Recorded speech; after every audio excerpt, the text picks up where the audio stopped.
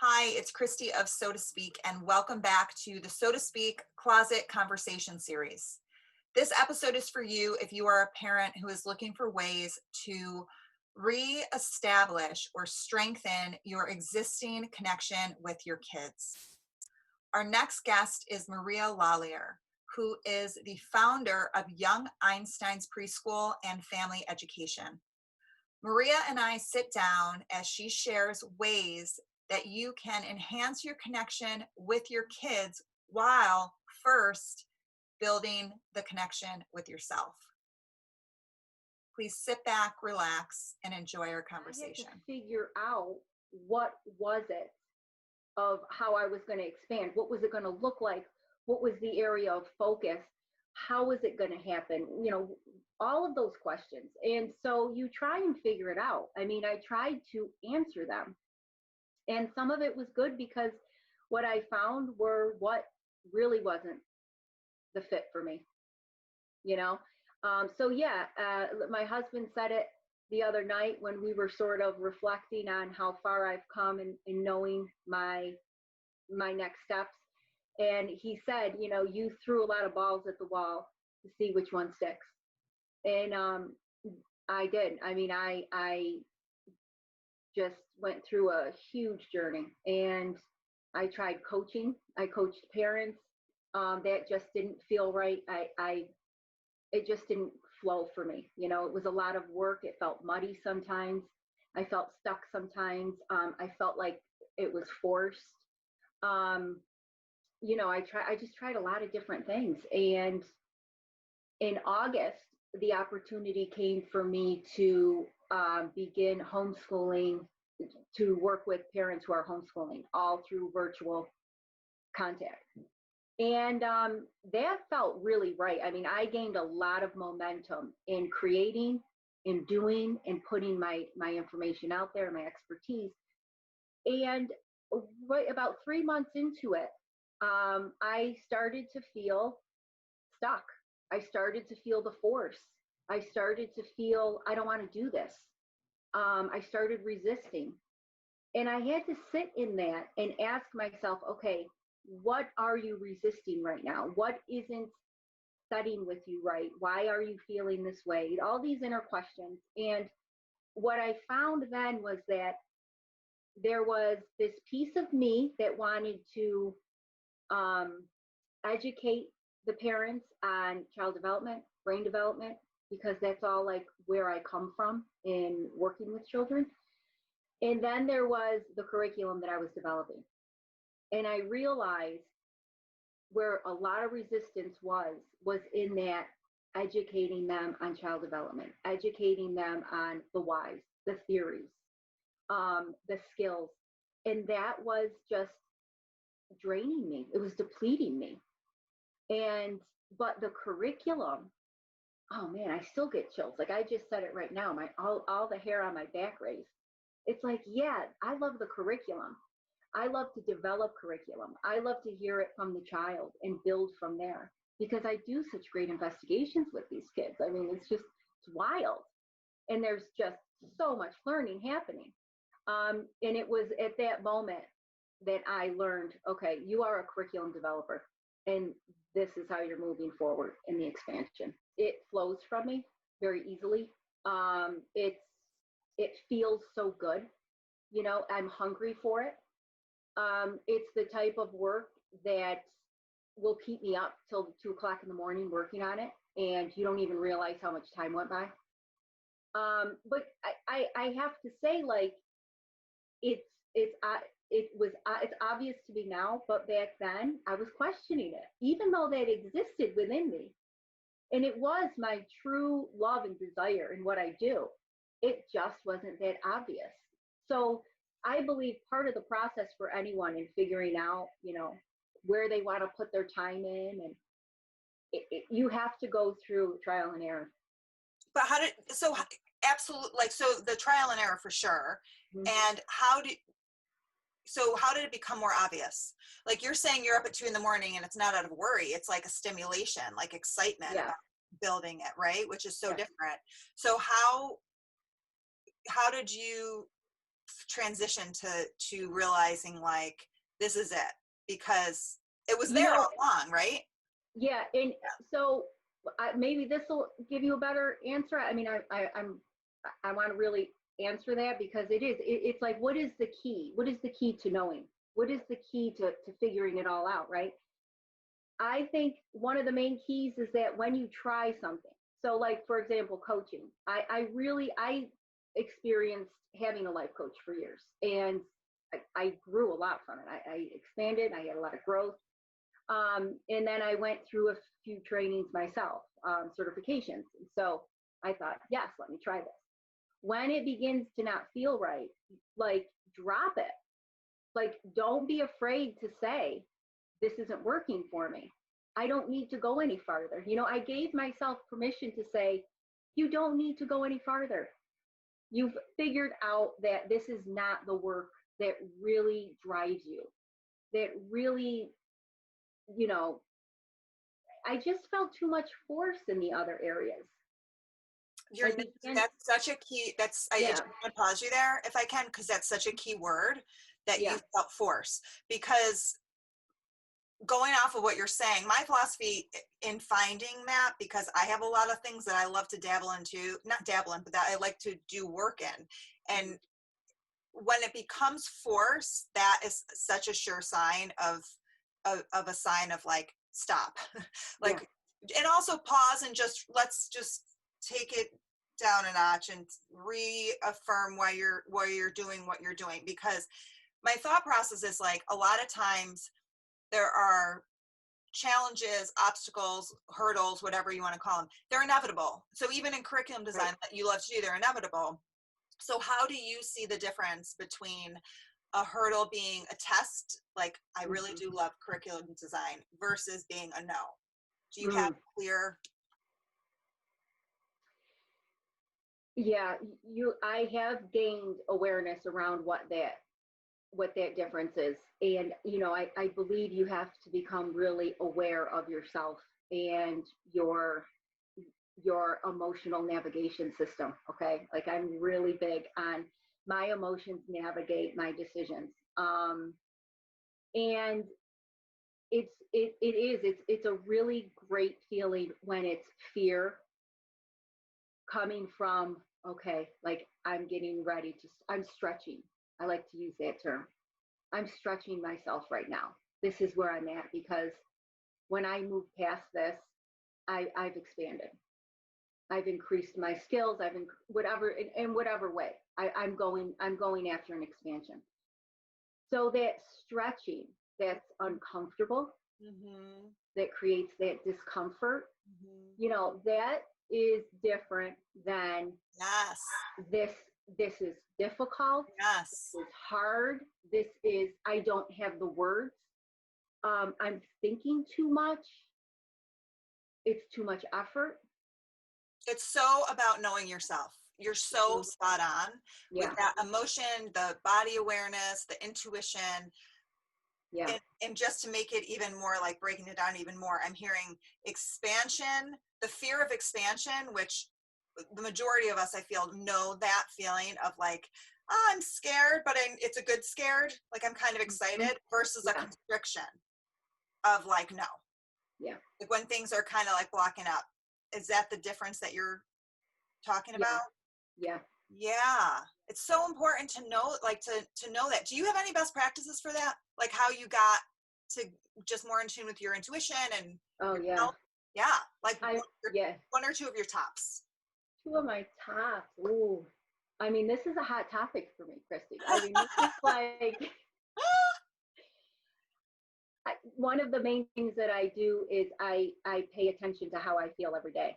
That is like the most important thing I can do for myself. Is I firmly believe that no matter the condition, you can choose how you want to feel. No matter the condition, you can choose how you want to feel. You can reach for good feelings. You can reach for wanting to experience a great day, wanting to see the best out of your day. Now, we need contrast. Okay. We need to experience negative feelings and emotions. This is how we understand life better. This is how we understand ourselves better. This is how a lot of questions get answered that we ask. But overall, it's about it's about paying attention to your inner emotions, your inner self. Um, so I start the day journaling. I used to meditate in the mornings. For years, I would wake up and I would meditate. Um, and I actually stepped back from meditation. Still a huge fan from it. In fact, meditation definitely brought me to the awareness of what I'm feeling inside. It slowed my mind down. I mean, there's not a lot of, there's mind chatter, but it's not like what it used to be. Um, and I want to go into a story about mind chatter because it does sneak up on you. And it snuck up on me in this COVID experience. It was interesting. But yeah, the meditation like slows that mind chatter down. And you then begin to hear more intuition. You begin to hear more impulses of, let me try this, or, let me go for this, or let me contact this person. Even if you don't know why, you just realize you're just having these impulses to do those things. But now I let up on the meditation because I wanted to be more active. I wanted to be more action oriented. In 2019, I said, you know what? 2020 is all about action. I need to be more in the action. I need to be more moving because meditation would slow me down. And I would meditate like 2 to 3 times a day. I would meditate in the morning, I would meditate midday, and sometimes I would meditate at night. So I needed to be more action. And I started another morning ritual, which was journaling. Because I had dabbled in that in 2018 for a year, I was really committed to it. So in 2019, I continued it. But in 2020, I began starting with appreciation and listing all that I'm appreciative of. And that science backs it up. That activates you, number one, just love abundance. It really opens up your heart center. You begin to see things differently. People show up to you differently. They show up as more their best version selves as you're looking at them in the best way that you can. So in overall, you just feel better. I mean, you just wake up, I spend 15 minutes, I cap it at 15 minutes, and you just feel better. There's like a thin line between, for me, to feel all the feels. I have a tendency to cap my feelings like anger, sadness, depression with like, well, be grateful, be appreciative. So it's still there. So I had to try to figure out a way to like, to feel it.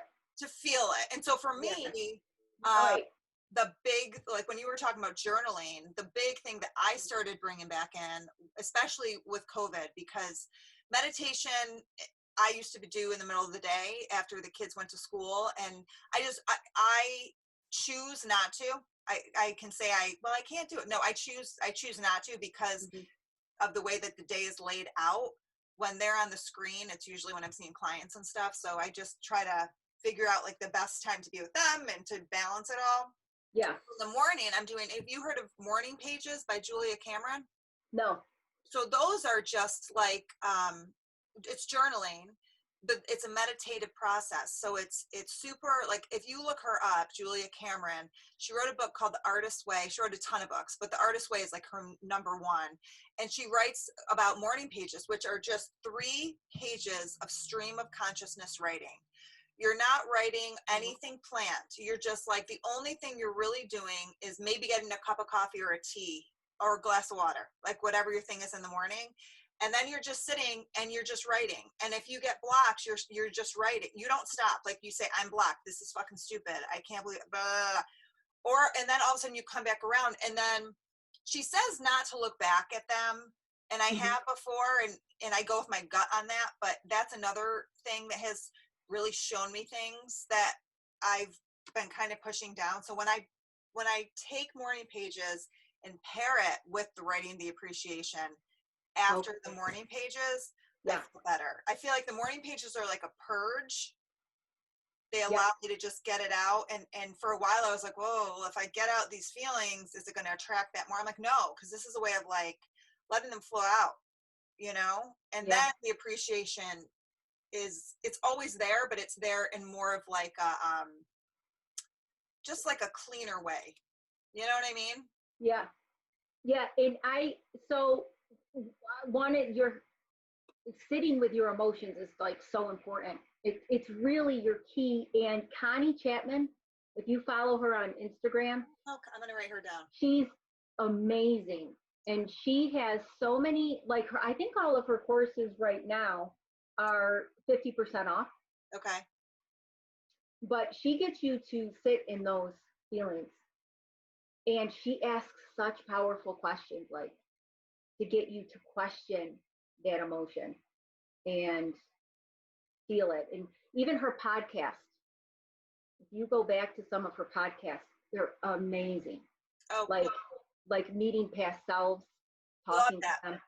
So Yeah. Carolyn Miss, do you listen to Carolyn Miss, or do you know Carolyn Miss? No. Oh, look her up, because I feel like I haven't really gotten so into her, but I like she's super into past selves. She's into Okay. archetypes, and she's just Yeah. into like what's showing up now, how it's coming through from your soul, like what your ego's attaching to, like, and she has all these different names of cards of like just personas, and Mm-hmm. the ones that you're resonating with, how to like have your shadow connect with shedding the light on it versus letting it be a shadow part of yourself, kind of thing. Right. Right. It Yeah. sounds very similar. Yeah. You probably, I'll message you because I want to look her up. yeah. I'll message you after this. So you were talking about action. I'm just wondering, I have like an intuitive hit from that. So I'm wondering Okay. if this is, so feminine energy, masculine energy, right? Oh yeah. Oh. So you're needing that masculine energy. Like, are you No, feeling? no, no. I actually, yeah, I did. And it's funny because I did explore that. I loved that, like knowing that masculine energy and that feminine energy. But no, I work on balancing that. But yes, in 2020, I did need more masculine energy.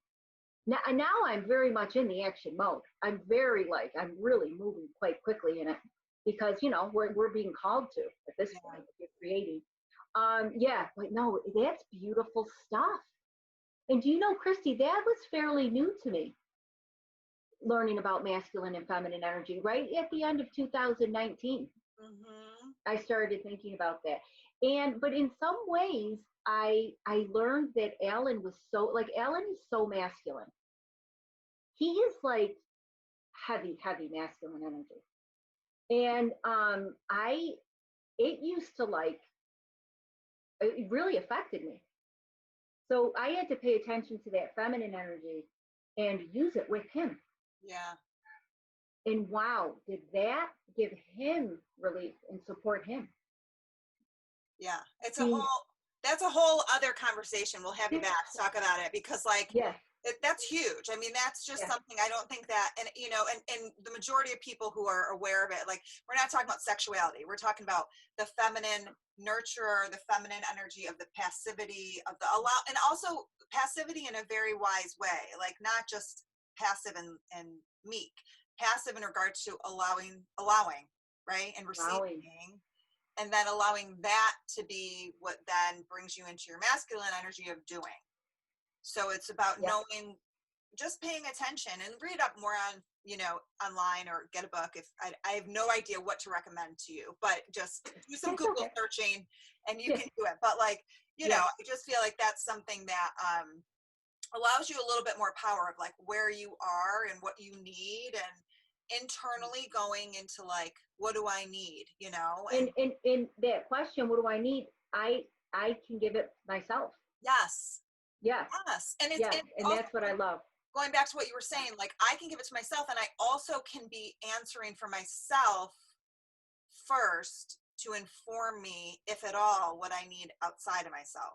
Mm-hmm. So before going immediately outside, like checking in to be like, all right, what do I need? And then maybe all of a sudden Maria will pop up and I'm like, I don't know why I need to call Maria. I'm going to call Maria, and it will make Yes. sense.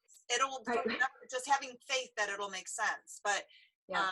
instead of just knee jerk, like I need to call Maria for help, just check in. Like, what do you need right now? And it, it's so analytical, and yet it's so worth it to me. Like if you popped up in my head with that question, it wouldn't necessarily mean that I needed to call you. It could be, what do I love about Maria? Are there attributes about Maria that I need to bring forth right now in myself? You Mm-hmm. know, like Mm-hmm. just those moments where I'm kind of like, that's where I've been really like, who am I getting repelled by and who am I really attracted to? You know, just energetically. Yeah. And it's mirror, whether Yeah. you like it or not, you know what I mean? And Yep. so I've just kind of, okay, fine, I got to face that, you know what I mean? And Yeah. oh, that's awesome. That's in me, you know, it balances it out. I feel that it's incredibly interesting. Just the whole Reggio Emilia, which is the what would you call it? The school style or the educational style that The approach. the approach. Yeah. It's so one thing that was on your website, which I felt was so timely, is the fact, for those people listening, you obviously know this because you put it on your website, but it was Yeah, created. I haven't looked at it in a long time. Well, So yeah, hopefully I know exactly what you're talking about. well, it's about the history of it, which I thought was so Oh, yeah. timely. Like it Yeah. was created after World War II. It was government funded, and it was who is it? Louis Malaguzzi. Loris Oh, Malaguzzi. damn it! I Yeah. was really It's trying all to right. get my Italian down. Loris. So Loris Malaguzzi. Yeah. He or she. He. He. Okay, so he created this, and I love the idea that it was created from the idea of restoring a sense of community after World War II. And like thinking about the situation that we're all in now, how much we're going to have to restore that. We are doing it, and the teachers are doing a phenomenal job. And when we all get out of the social distancing, just restoring even more so that sense of community. I love that it was brought about from a sense of the kids being contributors to society. Yeah. Like little humans Yeah. instead of children, you know, pat, pat, but like really looking at them as wise sages in a way, and Yeah. being able to learn from them, not looking at it like we're the older wise people who are here to teach you. And how it was born from that, and how the other thing was that they're such an investment to the future. Yes. Oh, yeah. But like Yeah. it's so much more of a like my feeling from that was, and I want you to go more in depth about it, but we hear about kids being an investment to our future all the time. And a lot of times it's very surface based in regards to making sure that our economy stays afloat and that they have the skills needing to like keep us thriving. This was so much more soulful to me. Oh, yeah. Yeah. Oh, yeah. He was very soulful, Loris Malaguzzi. I mean, he really just believed in children's education, but that they were citizens. They were citizens. They had rights. And you know, we talk about, we just left the conversation on, well, what do you do to bring awareness within yourself? As adults, we have to actually work towards knowing this awareness within ourselves. We have to work towards slowing our mind down right now. Children are already there. They're very flexible. They're very open. They're very allowing. They are in their own mindfulness, which is through play. And they become become the best version of themselves when they're allowed that. So to be around children is just amazing and wonderful. Their energy, I definitely absorb it, and I'm always feeling really good because of that. But yes, I mean, giving them, I always say, I really do believe, and I say this to myself quite often, I'm giving them time to tap into that. I'm giving them time to tap into this inner awareness, to practice it, to be with it. Because as they go through life, they're going to reconnect with it and have some familiarity with it. Because really, when we move through the world and with that awareness, we just become better people. We become more humane. We become connected. We become connected to our experiences. We become connected to the people that are coming into our lives. It's so spot on, the fact that when you do look at, listen, your kids are going to drive you nuts sometimes. It's just human nature. And at the same time, being able to, this is two things. So there's two thoughts that I had. One was, you and I both are big fans of Dr. Shefali, and in just being aware enough to realize that your kids are triggering something in you. It's not your kid. It's not your kid. Right. You know what I mean? Like, that's such old school mentality of, because I said so, or, it's not about not having boundaries with your kid and giving into your kid. It's not that at all. And if you don't know Dr. Shefali, read up on her, because that's not her thought process at all. It's just about understanding yourself more and realizing that whatever your kids are triggering in you are things that you have to work on. And that's it, and it could be it could be as simple as, I am hungry right now. It's not your kid. You're checking with yourself, like, I need to eat something. I haven't eaten since 8 o'clock. Oh my gosh. So it could be that small, or it could be more therapeutic, getting into psychology of it. But the other thing you said about connection is it's so beautiful. Like, speaking to that, going even deeper, because I know that was a big thing for you in regards to us talking prior to the conversation about parents being able to support their kids through connection. Can you speak to the importance of that? And then also, like, what are some ways that they can do it that are very simple, like that you don't need money, you can just use natural anything, what can it be? Yeah. I mean, at this time, this experience of COVID, it's not a me, myself, and I experience. And I think you might have already heard that. People are saying that. It's a we. It's a we experience. It's an our experience. It's not just in the house experience. It's in the community experience. It's in the state. It's national. It's global. And so we're all sitting in this and just navigating through it in the best way that we can. So the connection is really what children need to feel relief from situations like this. Being put in this experience, it's not good or bad. We've got to sort of step back and stop judging it. Stop judging that, oh, this is an awful experience. This is a scary experience. This is an experience that is difficult and hard for everybody. Let's stop judging it, okay? Let's allow it. Let's allow this to come into our lives. And let's ask ourselves, how am I going to show up today to, one, get through the day, to experience it within its moments, moment to moment. And how am I going to best be there for my child? And, realistically, you're right. You can't be there all day for your child. You emotionally or mentally, you may not even have that capability. It would be a lot for an adult.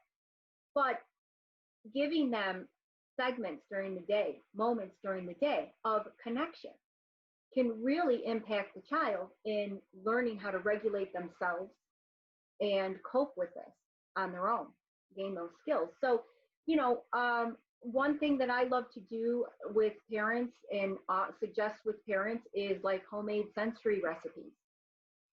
Real simple, making homemade Play-Doh. There's a whole list of them that you can come up with. You can Pinterest these things.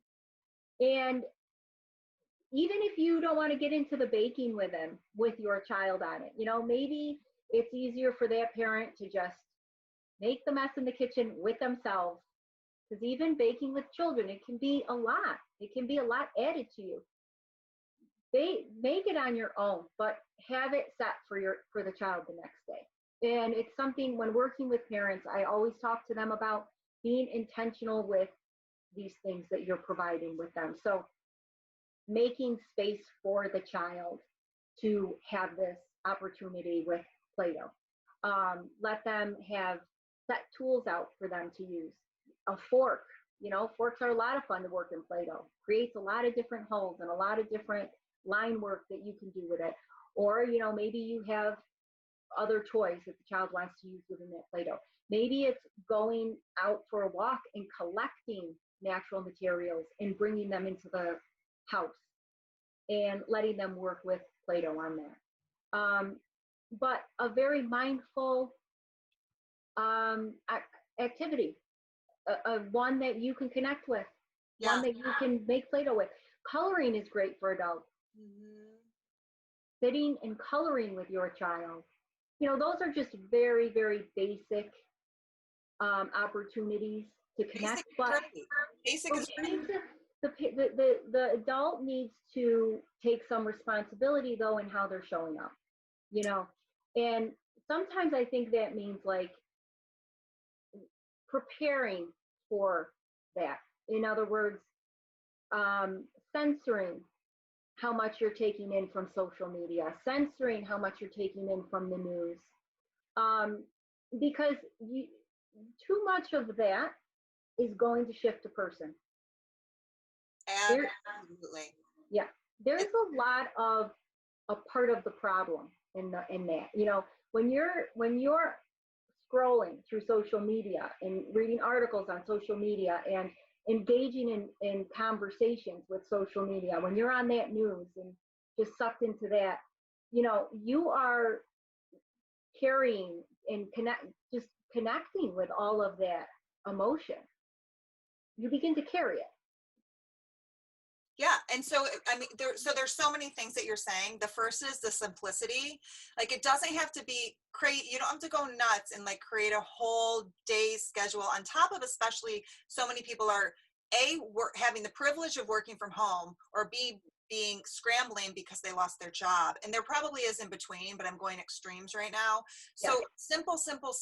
Like if coloring is it, coloring is it. If going for a walk is it, going for a walk is it.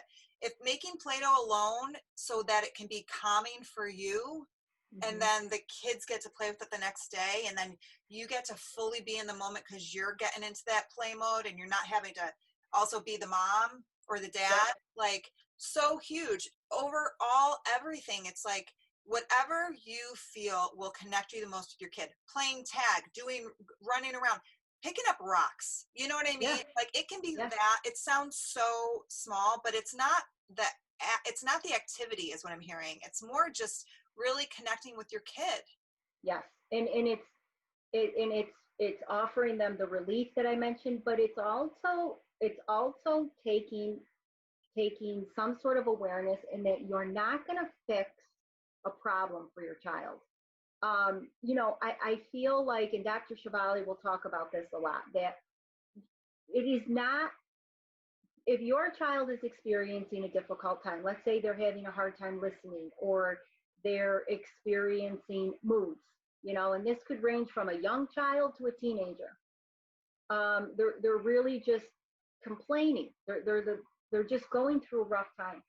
Here comes this allowing. Allow it. Allow them to experience this, because you don't have to fix it. You don't have to change the environment. You don't have to do something to make them feel better. Just show up for them. And validate it. Like, the power of validation is so crazy. Like, it's so simple if you can remember it, and it's so powerful. Yeah. Just saying, like, it seems like you're kind of sad right now. Yeah, I'm sad. Yes. Oh, like, just that is sometimes enough. Yeah. I always tell people, just rub their back. 100%. Like, you don't even have to say anything. Just like go up to them and rub their back. And all of a sudden, just that physical touch communicates so much. It's so true. And it's, we have a tendency to complicate things. Yeah. Well, and I think it comes into, the adult feeling, and this is very human, but the adult feeling, this is uncomfortable for me. This, again, this trigger, this is uncomfortable for me. This is, this, I want to control this. I need it to end so that I feel better. And so now the child is really being overlooked. Oh my, so you're saying child and I'm thinking human. I mean, don't we do that even at work? Don't we even do that with our partners? Like when we're feeling uncomfortable, we feel like we're being helpful when really, if we paused enough to think about it, there is a big component of self-serving help there. So it's not really genuine help because number one, you don't even know if they want that, whatever you're giving. And number two, you're not pausing enough to check in to just say, I'm really uncomfortable right now. Okay. But this isn't about me. Okay. So like it's a dance and it's such a practice. And I do believe that it transcends age. You know, it's just, we have a tendency to do that with any age. So when you did your TED Talk and you said September is going to be 3 years. Yeah. 2017. So it was a lot of it was your path of, and also introducing people to Reggio Emilia. And a big part of it, I remember so I was your coach for those people that didn't know, and one of your coaches, right? Yeah. Andre was your other coach. I was trying to think, I'm like, who was it? You really were focusing on giving the parents permission. It was really important to you to get that message through, that it's similar to what you were just saying before, but just, is there anything else that you wanted to say in regards to giving the parents permission to, like, if you had to fill in the blank, it would be giving them permission to what? Slow down. Yeah. Slow down and slow your child down with their experiences and the way they're processing, the way they're expressing themselves. You know, this is, they're learning about themselves in the world through their experiences. It's why play is so important. You know, it's why the more hands-on activities that you give the children and the more reflection that you offer them in dialogue, it just offers the child so much support in processing, in knowing themselves. And the adult who shifts into this is going to slow down themselves. All of a sudden, they're taken out of this current reality and they're put in this relationship, this connection that feels so good, that feels so interesting and curious, and it's slowing down is a big one. So slowing down is huge, and it's making me think also of the parents who are not used to slowing down and are forced to slow down or are choosing to dip their toes in slowing down. And as you slow down, the mind chatter starts going faster. You're almost paying more attention to it, and you're paying more attention even to like how you're physically feeling, which may be very foreign and can be highly uncomfortable. So to those parents, be gentle with yourself is the first thing. It's like, you said a lot right there.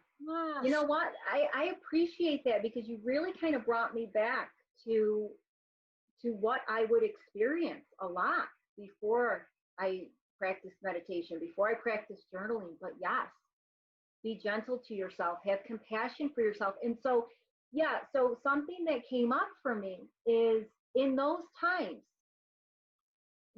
parenting yourself, giving yourself that permission to feel that way. No, just giving yourself that compassion and self-talk. Change that self-talk. It's going to be okay. I'm going to be able to do this. This is it's good the way it is right now. It doesn't have to be any better. It's good the way it is right now. You know, saying those things to yourself, and it's like self-parenting. No matter what your relationship was with your parents, take something that you loved that one of your parents said, or take something that you wish one of your parents would say.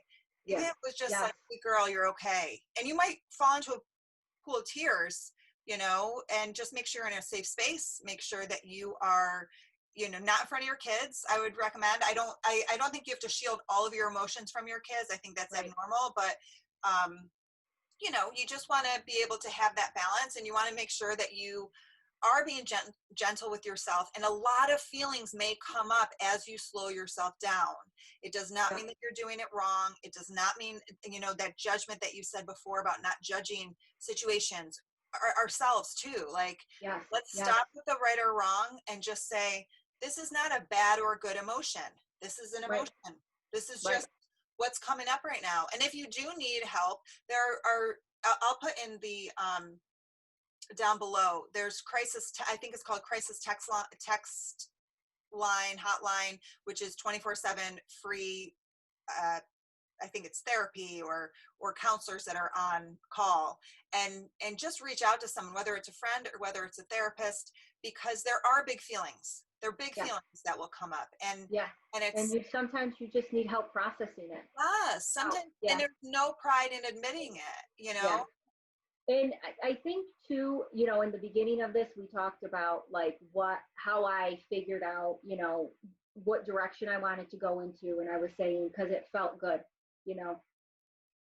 for parents and people out there who are just they're not in the place of knowing self-awareness yet. And they're looking for relief themselves, and they don't have the toolbox, and they're looking for those things. Whenever you feel your best, whenever you feel the most satisfaction in, keep doing it. Keep doing that, So if it's exercising, make sure you're doing it every day if you need to, I have some friends who are doing it twice a day at this point because they're not used to being home. Those are my extrovert friends.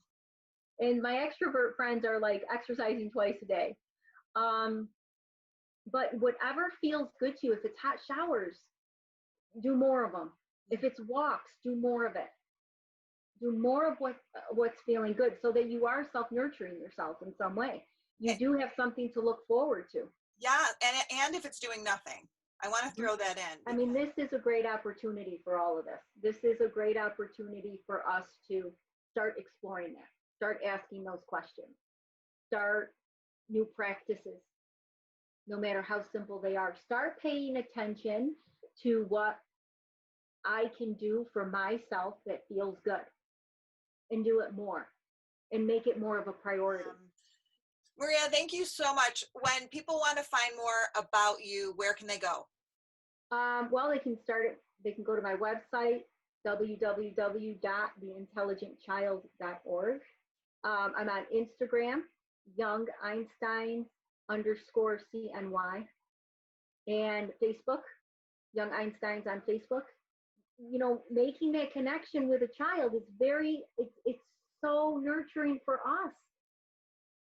It's an equal exchange. That's what I believe.